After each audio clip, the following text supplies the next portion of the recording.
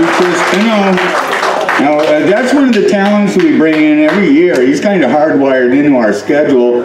He's right here from Massachusetts, the Worcester area, centrally located here in the Commonwealth of Massachusetts. He is an asset for us.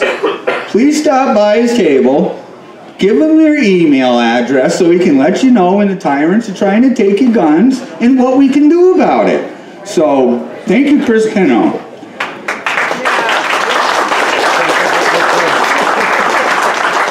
All right, one of another veteran here of the rally is our next speaker, who has really just been at it forever. He is out almost every night. We see him on TV fighting continuously for our Second Amendment rights, and he's just been such an asset. And we call in these speakers at the national level to get a grander overview of what it is that we're facing at the national level, and to share that information with us, and again, what we can do. So we have assets from inside the state, and we have assets that are national, and we need to be hooked into that. Our next speaker, Gun Owners of America, one of the biggest, most hardcore groups out there sticking up for our rights. And at the head of that organization is none other than our very own Mr. Larry Pratt. Stand up!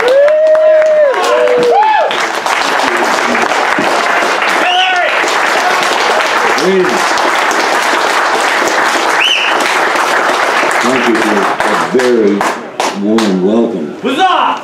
I was interested in the discussion about the bitter clingers that brought to mind the cross here on the front of this podium. And on Sunday, this serves as my Bible, because I just go to the appropriate website and voila, there's the Bible that I use, and it's multi-purpose. So at home, I'm suitably armed. I'm bitterly clinging to my gun and my Bible.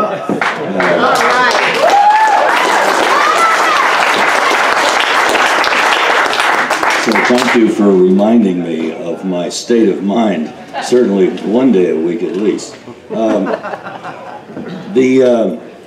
We've heard that the left has become unhinged, and it has occurred to me that we could probably make a tidy bit of money for financing such functions such as this one. We ought to buy a boatload of hinges, and when we see these poor leftists just going crazy, we offer to give them a free set of hinges and even screw it in for them, because they're only 10 loose.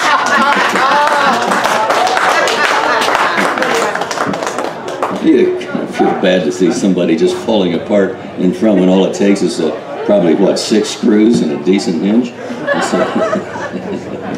So let's help them out. We're compassionate people. Most of us are Christian, and we certainly believe in that kind of mercy ministry. Charity is certainly a very fine distinguishing mark of our community. You know, the idea of self-defense is not something that really is in the DNA of a lot of the left. And I think we can see it very easily when we're looking at what Hillary Clinton and her apologists did and justified in Benghazi, where the ability to defend against a Muslim attack in a city known to be very, very dangerous place, she withdrew the armed protection from the diplomatic outposts that we had in that city. That was the justification for that I had read, was that she didn't want to provoke violence by having too much of a robust presence of armed men. Wow. That is exactly why, in their DNA, whether they always say it or not, I'm pretty sure this is what informs them why they don't like average folks like us walking around with a concealed firearm. That'll just make matters worse. Can't we just talk? And That's just not the way it works, but that's the way their mind works, and I think we have to realize that. And by the grace of God, we have had enough votes to overcome that in the last election. But let's not be overconfident. We've been given a 4-year reprieve with the election of Donald Trump. That is not necessarily going to continue for another 8 years. Even the day after he had clearly won the election, November 9, there was already talk beginning that he should be impeached. He hadn't even been sworn in. He hadn't done anything as president. He was being challenged with impeachment talk because he breathes. They loathe the idea of this guy being in office. And so he's beginning to punch back, and I think all of us ought to just jump down the throats of those who are calling for his impeachment and put them on the defensive, because they have yet to come up with anything that makes any sense, that is substantive. We know why they want him impeached. He beat them. And they're going to have to convince an awful lot of Republicans, which admittedly it could be a problem, to go along with their plan. I don't think it's going to happen, but what they're doing is they've already succeeded to a certain extent in throwing him off pursuit of his agenda. And so one of the things that was languishing until earlier this week was the National Carry Bill that's been introduced in the House by Representative Hudson of North Carolina with well over 200 co-sponsors, getting close to an absolute majority of the House, just sponsoring the bill. When you get that many people sponsoring a bill, obviously there are others that are almost certain to vote for it. So it's going to go through the House. I don't think that's a prophecy. I didn't go to Mount Olympus to get that one from on high. And in the Senate, best we can calculate, we're probably one vote short of overriding a filibuster to muscle the measure through. This bill has the votes, and it was just sitting there because the Republican leadership, to name names, Paul Ryan and Senator McConnell, didn't feel concerned enough to move it. Well, now one of their own got plugged. And look at how this happened. Most of you know probably that Alexandria is in Virginia. Actually, a long time ago, it used to be in the District of Columbia, and it was ceded back to Virginia. But for maybe 150 years or so, it's been in Virginia. And in Virginia, you can fairly easily get a concealed carry permit, and you can carry a firearm in most places. Certainly, anybody that was playing ball on that field would have been able to have had a concealed carry permit and be packing, or if they were going up to bat and run, they said, hey Charlie, I'm leaving my gun here on the dugout bench, I'll pick it up when I get back. It would have been extremely possible for them, for their staff, to be armed in some way, but for one little practical problem. Not so much the members of Congress, but certainly the staff, they had to go back into the district, and a member of Congress can take a bazooka into the Congress. But the staff know they're not going to be able to do that. And so we're talking 7 o'clock in the morning, it's probably going to be 8 when they're finished, 8:30. They're not going to go home and then go back through another bit of rush hour to get to Capitol Hill. They're just going to go to the game and then to Capitol Hill unarmed. So the dirtbag had it figured out quite well. He was evil, not stupid. And that, I think, underscores the importance of this national carry bill that is before the Congress. When, I was going to say if, but I think when this thing passes, and it's got a lot more oomph behind it now because some of the members of Congress realize that, this could affect me or people working for me. Now we're getting personal. This is important. And so, because had it not been Scalise, by the way, had it been a number 4 or other lower-ranked Republican, there would have been nobody armed at that game. As it was, he had a couple of cops from the Capitol Hill police that were there on security detail. Otherwise, it would have been open season and the dirtbag could have walked around basically a locked cage because there was only one entrance into that field and the other entrances were locked. And so unless people were in very good athletic shape and able to scale a high fence, he'd have picked them off. And I think that was his plan. He knew what he was doing. Happily, he made only that one mistake, but now they see the importance of this measure, and I think we need to double down to get the Hudson, Cornyn in the Senate bill moving. Here's another thing that we don't talk about all that often, but I've got some gray hair, so you can believe I've been around for a little while, and I can assure you that certainly in politics, and especially in Capitol Hill, where one of the stock phrases is, "Oh, that can't be done. That can't be done now. You don't understand. We have to wait." Well, now I think we are in the position to drive this through, but it's up to us to double down lest they fall back. These people are, by and large, not motivated by ideas. They give great speeches. They give a better speech than I can. But when they get back into that environment, they lose their direction, and they have become part of a system that many of them came to fight. John Boehner belonged to the Gang of Six, I think it was, back in the day, probably 30 years ago, to clean up the mess in Washington and to challenge the minority, we're happy to be in the minority forever mindset that prevailed among Republicans at that time. John Boehner became part of that same mindset. And it took a revolt. He actually had to get forced out before he would stand aside. So it's a big problem that we're dealing with, and we're not home free yet. But if we get this thing through, which I think we may now have an opportunity because of these tragic events, then once that has succeeded, like everything else in life, they say nothing succeeds like success. Well, so far, nothing has hurt us more than defeat.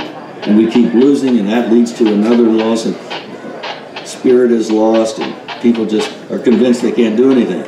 If we get this thing through and put it on the president's desk, and he's indicated he'll sign it, then I think there are other things that can come along behind it if they're not already amendments on the Hudson bill, such as getting rid of the school zone gun ban.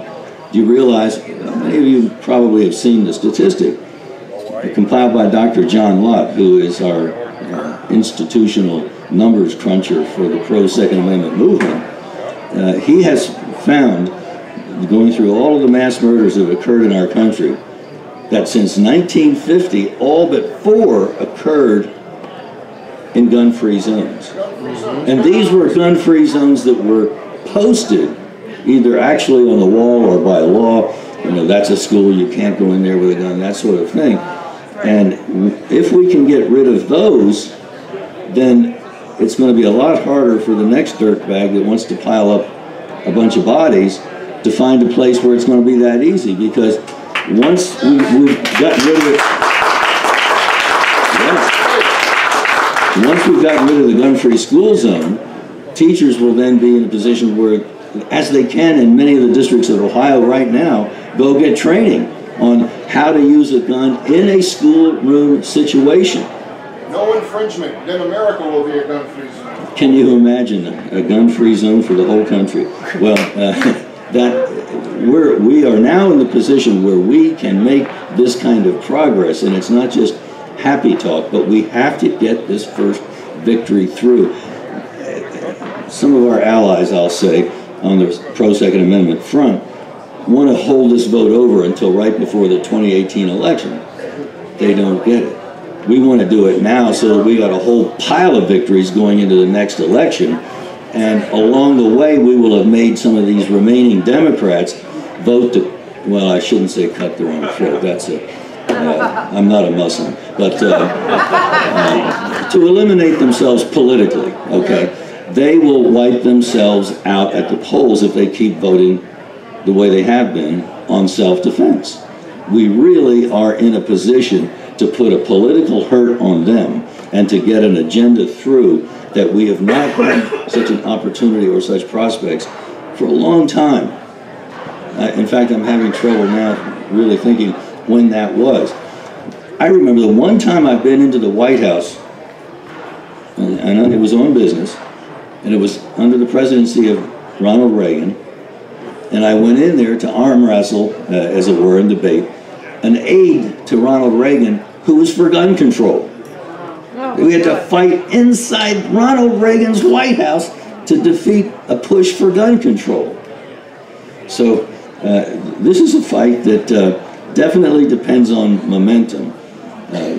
Reagan had nearly been assassinated not long before I had gone in, and of course here we have this attempted assassination of, actually it was a whole list of congressmen that the dirtbag had in his pocket. Maybe you've seen that news the last couple of days. But I think we can take a leaf out of Saul Alinsky's playbook, and we can try to make lemonade out of this lemon. This terrible thing that has happened shows the need for people to be able to go about armed.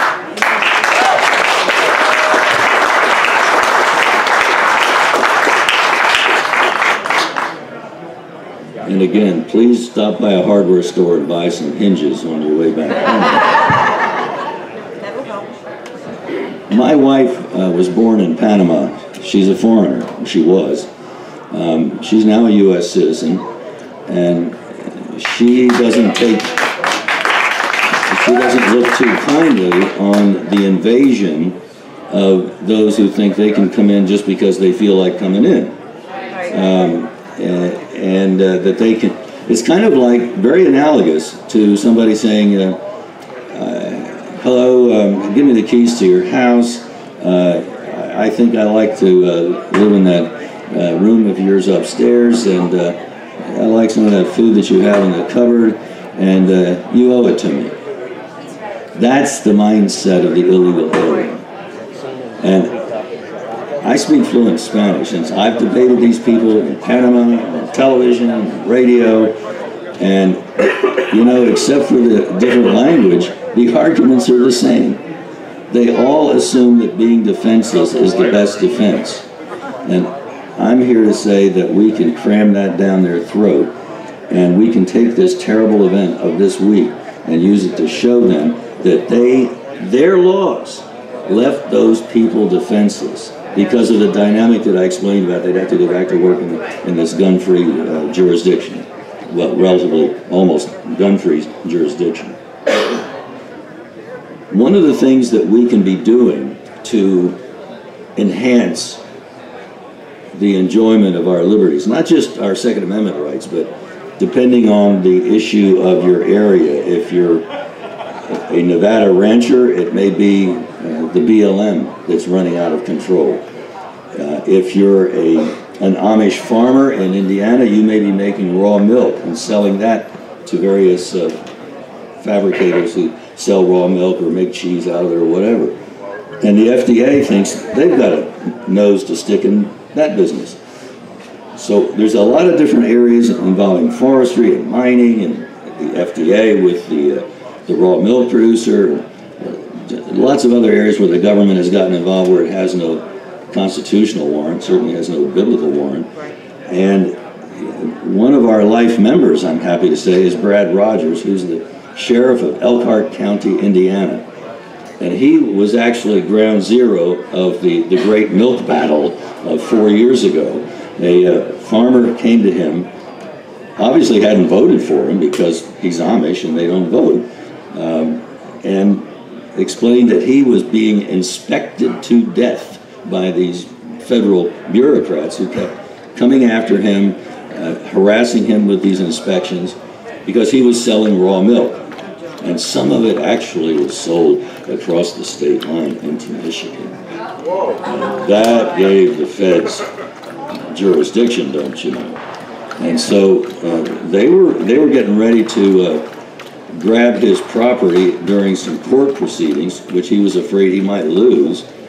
And the sheriff went out to make sure he wasn't buying into defense of a little house of horrors with dead animals rotting all over the place or whatever. And that just simply wasn't the case. As you might imagine, if you've ever seen a place that's involved in raw milk, they are almost obsessive about being clean. And that was certainly the way this farm was. And so Sheriff Rogers communicated with the attorney, the head attorney for the EPA, for the FDA, I get them all mixed up, they're all the same, in Washington, and told her, look, if you folks put another foot on Farmer so-and-so's property, I'm going to put you in my jail. And he got back a surprisingly snotty, maybe not surprising, but a snotty response from the FDA. Well, if you try that, we'll arrest you. And I think the sheriff worded it a bit more diplomatically, but basically his response was game on. And that farmer is still selling that horrible milk that's never been cooked.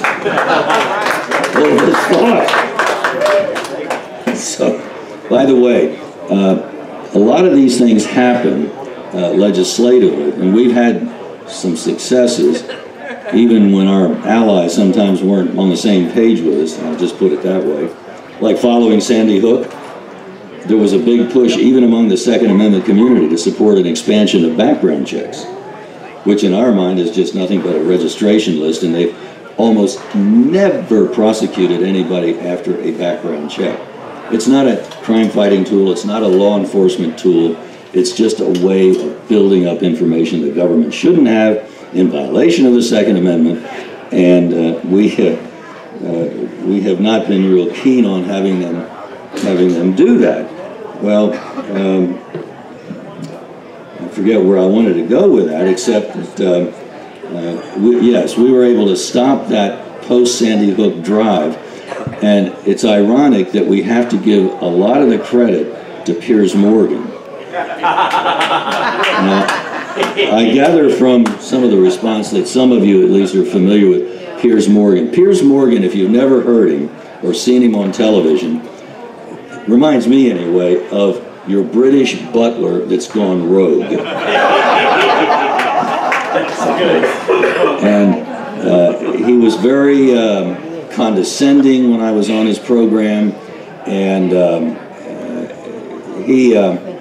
he almost got my goat, but I remember thinking, by the grace of God, this guy is behaving in such a horrible way that if you just shut your mouth, he's digging his own hole. When a guy's committing suicide, don't get between him and the gun, okay? That's a good idea. And so I did not get between him and his media gun. And as a result, we ended up with about 1 million or so folks joining our email list, which is a freebie. They went to gunowners.org. That wasn't even on the Chiron, you know, underneath when I was speaking. People had to go on the web, find out where this guy, Gun Owners of America, was located, and then they signed up to get our email alerts. Well, 4 months later, this battle came to a head in the United States Senate, and NRA was supporting the expansion of the background check. We beat him. 1 vote in the Senate, we beat him. And we beat him, and I have to give credit where it's due. Piers Morgan, it was the Piers Morgan Memorial email list that did it in. That's how we beat gun control following Sandy Hook. So maybe you're only one person and you can only send 1 email, but believe me, if you've gotten a request from Gun Owners of America, there'll be a lot of other people doing the same thing, and it does get their attention. They don't like it necessarily, but that's part of what we're paying them for, so they cry all the way to the bank. You don't have to feel too bad about it. We're told that we should be more welcoming to the illegal alien. Well, I don't know why we should welcome home invaders. Why should we welcome illegal aliens? And some of them who have been deported multiple times commit some fairly heinous crimes. The poster boy for why we should be serious about enforcing our immigration laws is the fellow that murdered Kate Steinle. Yes. Some of you obviously recognize the name. Beautiful young woman walking on the wharf of the San Francisco Bay with her dad, and all of a sudden, she's shot in the back, she collapses to the ground, and her last words are, "Dad, help me." That's all she could say. She was gone. Because a guy that had been deported 5 times was back again. It was like whack-a-mole. You can't keep him out. Well, there's one way to keep him out, and I think Sheriff Joe used to have a pretty good system for doing that. You just give him some pink undies and you put him in one of his rural retreats, and they can stay there where they're not going to threaten anybody. That's the way you do it.